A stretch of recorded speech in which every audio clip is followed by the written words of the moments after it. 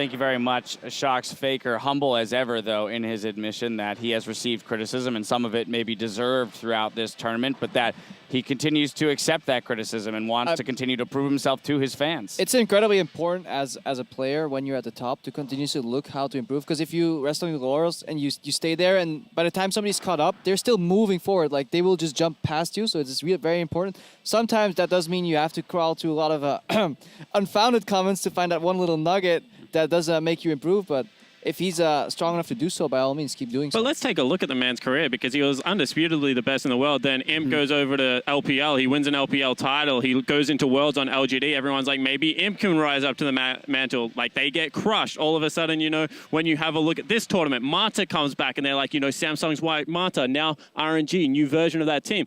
Faker crushes that team as well. Like, this guy just has every single answer on Summoner's Rift. Yeah, and I'm just so amazed by Faker's sustained excellence. That was one of my big worries about esports when we change the game so frequently, is like, how long are these careers really going to be? Like, some players play for 6 months, like, yeah, I'm going to retire now, right? But Faker's been the best in the world for nearly 3 years now, which is kind of like truly legendary, especially in the League of Legends sense. And the game's going to be changing again for this next patch, and I can't wait to see what he figures out. Right, and he's got no shortage of hunger for more awards. I mean, he said it as many times as he can. You know, well, you've done it all, Faker, so what is there left to do? He's like, well, there's another Worlds coming up soon, and then there's an MSI after that. No one's ever won 3 World Championships. Exactly. No one's ever won 2 in a row. You know, it's that kind of a mentality that I do believe kind of feeds to what you're talking about, Crepo, in that, like, as long as he stays hungry, stays humble, and looks for those nuggets of criticism that are useful, he can continue to grow and evolve as a player. And obviously that he needs infrastructure around him, you know, coaches, good teammates that are not afraid to give him criticism, also just not blindly agree with him, because we've seen so many players at the top of the game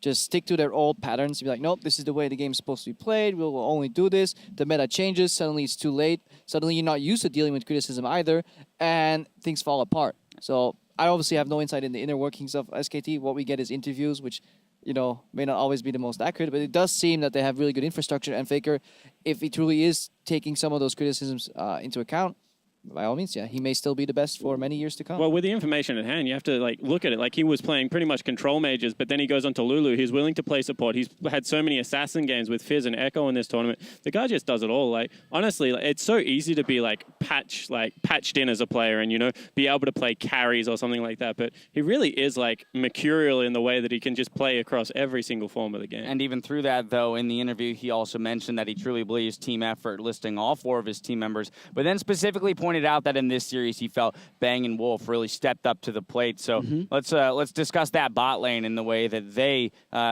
attributed, or rather contributed, to this victory. Yeah, Bang's Ezreal was absolutely awesome. Like, if you're going to be able to play the lane passively and keep your farm even like that, as soon as he hits that 2-item power spike, Bang then started playing extremely aggressive. And even Afremu was saying in some of the pre-tournament interviews that it's like playing against one person when you're playing against Bang and Wolf. So they were definitely very synergistic as a team. Even just the team in general, they switched to Afremu every single chance they had. They were just looking towards teamfight. Nope, they pivot, they go right.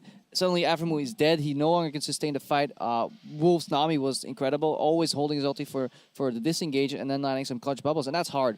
Like, landing bubbles on itself is already annoying. Against really good players that know it's coming, it is hard. That 2-man bubble was absolutely fantastic. Well, with that, we're going to send it back down to Shox one last time, who's joined by another one of our MSI